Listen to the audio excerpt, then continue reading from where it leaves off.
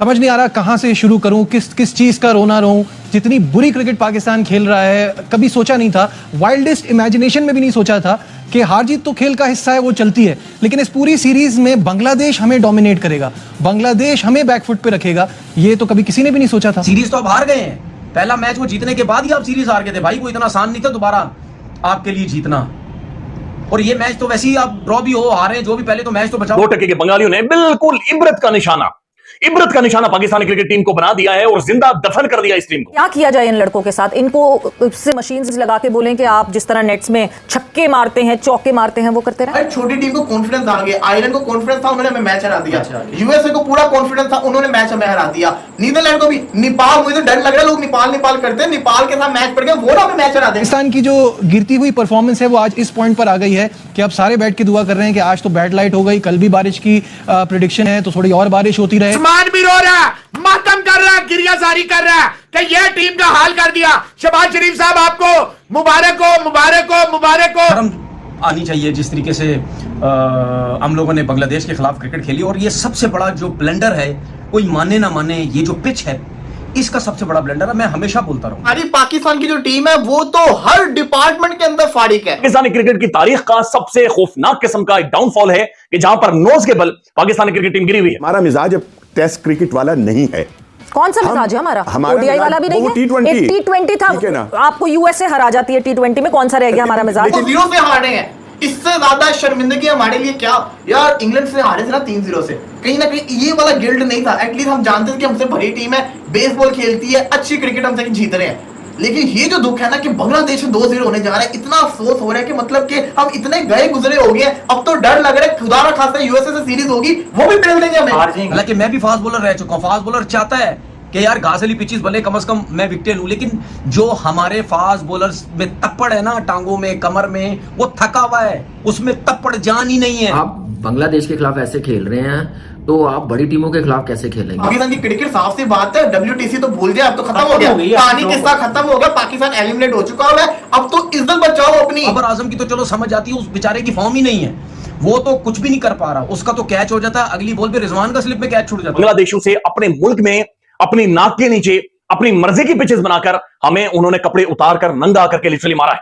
ये विजन है मोहसिन नकवी का। बहुत सारे लोग यकीनन सजदा रेज हुए होंगे और कुदरत ने उनकी सुन ली कि बड़े घने बादल जो थे वो इस वक्त नजर आ रहे थे रावलपिंडी में। बिलीव ना तो पाकिस्तान टीम के अंदर है ना फैंस में रहा है। रावलपिंडी स्टेडियम इस वक्त जो है एक खाली स्टेडियम का मंजर पेश कर रहा है और ऐसे लगता है जैसे लोगों का क्रिकेट से इंटरेस्ट ही खत्म होता जा रहा है। प्लेयर जो भी पाकिस्तान टीम से खेल रहा है वो अपने आप को सेव करने की कोशिश करता है कि मैं सेव हो जाऊं, अपने 50 कर लूं और बाकी टीम जो है वो देखी जाएगी बाद में। बाबर आजम को भी नहीं खेलना चाहिए, शान मसूद और अब्दुल्ला शफीक की टीम को ड्रॉप करना चाहिए, 3 नए यंगस्टर को लाना चाहिए था बांग्लादेश के खिलाफ बैटिंग में। जय हिंद दोस्तों। तो दोस्तों आपने देखा कि किस तरह से बांग्लादेश की टीम ने इन पाकिस्तानियों को इतनी बुरी कंडीशन में डाल चुका है दूसरे टेस्ट मुकाबले में कि पाकिस्तान के जितने भी क्रिकेट फैंस हैं और पाकिस्तान के जितने भी खिलाड़ी हैं वो यही दुआ कर रहे हैं कि काश आज बारिश आ जाए और ये मुकाबला रद्द हो जाए और ये मुकाबला ड्रा हो जाए, क्योंकि इन पाकिस्तानियों ने पहला टेस्ट मुकाबला पहले से ही हार चुके हैं और ये दूसरा टेस्ट मुकाबला ड्रा करने की ओर जा रहे हैं, क्योंकि इनको लग रहा है कि अगर ड्रा हो जाएगा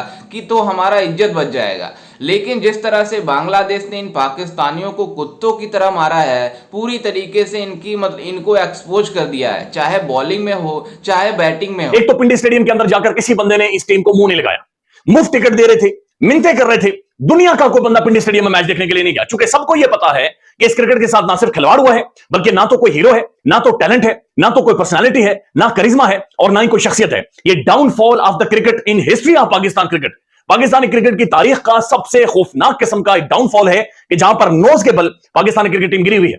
बंगाली आए हुए हैं, पहले आपने फ्लैट फट्टा बनाया, बंगालियों ने आपको फेंट दिया, मुशफिक करके वो तकरीबन 190 रन आपको याद होंगे, वो पूरी गेम लेकर गए और पाकिस्तान टीम कोलैप्स कर गई।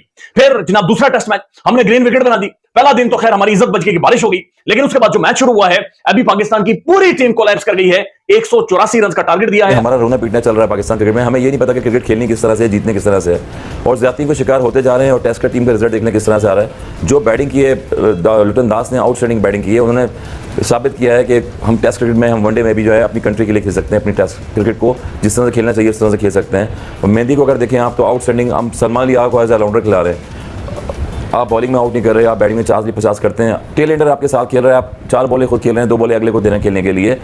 मुझे ये समझ नहीं आ रहा कि टेस्ट क्रिकेट किस रुख पे खेलने जा रहे हैं आप। हर प्लेयर जो भी पाकिस्तान टीम से खेल रहा है वो अपने आप को सेव करने की कोशिश करता है कि मैं सेव हो जाऊं, अपने 50 कर लूं और बाकी टीम जो है वो देखी जाएगी बाद में। तो ये एग्जाम्पल शो किया है कि जो भी कंट्री के टीम के प्लेयर्स खेल रहे होते हैं टेस्ट स्क्वाड में वो आउटस्टैंडिंग खेल रहे हैं। 27 ओवर अबरार ने किए हैं, हम कहते थे स्पिनर लेके आए, 27 ओवर में कोई विकेट्स देने में नाकाम रहे। पाकिस्तान को 3 प्लेयर्स को ड्रॉप करना चाहिए। जो बैट्समैन है बाबर आजम को भी नहीं खेलना चाहिए, शान मसूद और अब्दुल्ला शफीक इन टीम को ड्रॉप करना चाहिए। 3 नए यंगस्टर को खिलाना चाहिए था बांग्लादेश के खिलाफ बैटिंग में। और जो आपके बॉलर्स थे जिस तरह शाहीन अफरीदी या नसीम शाह ये लोग हैं या खुरम शहजाद वगैरह जिनको आपने 3 फॉर्मेट के कॉन्ट्रैक्ट दिए हुए हैं हारिस रऊफ समेत, इनको ये दोनों टेस्ट मैच खिलाने चाहिए थे ताकि पता चलता कि क्या ये इस काबिल है कि एक टेस्ट की 2 इनिंग में ये बॉलिंग कर सकते हैं या 2 टेस्ट की 4 इनिंग में ये बॉलिंग करने के काबिल है। अब सब सारे जो मैंने पहले बातें की थी वो आप सबके सामने आ चुकी हैं। आपके तीनों बैट्समैन फेल हो गए, नया बैट्समैन आप ट्राई नहीं कर सके। बाबर आजम ने पूरी टेस्ट सीरीज में 14 रन की एवरेज से 64 रन किए हैं 4 इनिंग्स में। आपका कैप्टन जो जिसका पिछले 24 इनिंग का फेलियर है, जिसकी टीम में जगह नहीं बनती, वो कैप्टन है और उसने इस 4 इनिंग में उसकी 20 की एवरेज से उससे रन किए हैं। सीरीज तो आप हार गए हैं, पहला मैच वो जीतने के बाद ही आप सीरीज हार गए थे भाई, वो इतना आसान नहीं था दोबारा आपके लिए जीतना। और ये मैच तो वैसे ही आप ड्रॉ भी हो हारे जो भी, पहले तो मैच तो बचाओ। अगर कल बारिश हो गई तो सीरीज तो वो जीत गए, अगर नहीं भी हुई मैच अगर थोड़ा बहुत हुआ उसमें भी उन्होंने रन बना जाने।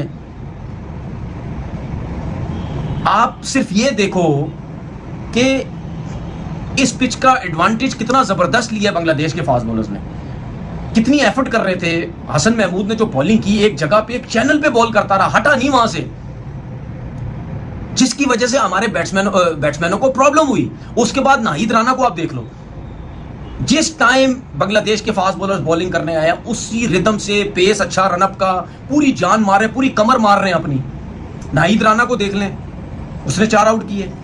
मतलब 150 पे बॉल करने वाला एक बंदे की इतनी अच्छी लाइन और लेंथ हो सकती है, बहुत कम मैंने देखा है।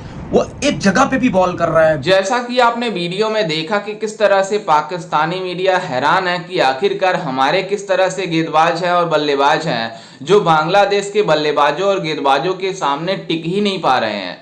क्योंकि बांग्लादेश जिस तरह से गेंदबाजी कर रहे हैं, मतलब उनके गेंदबाज कर रहे हैं गेंदबाजी, मेहदी हसन रजा ने कितनी शानदार गेंदबाजी कराई थी पहले इनिंग में, और दूसरे इनिंग में आप सबने देखा ही होगा कि पाकिस्तान के किसी भी बल्लेबाजों को टिकने नहीं दिया। आप इससे अंदाजा लगा सकते हैं कि पाकिस्तान की टीम दूसरे इनिंग में 174 रनों पर ही ऑल आउट हो गई थी, जिसके बाद बांग्लादेश को टारगेट 184 रनों का मिला हुआ है, जिसमें बांग्लादेश की दूसरी पारी में 42 रन बना चुकी है बिना विकेट के नुकसान पर। आप इससे अंदाजा लगा सकते हैं कि पाकिस्तान के गेंदबाज किस तरह से बॉलिंग करा रहे हैं कि बांग्लादेश के बल्लेबाज कुछ मतलब कोई फर्क ही नहीं पड़ रहा है। वो ऐसे मार रहे हैं जैसे मतलब किसी बड़े मतलब टीम के खिलाड़ी हों।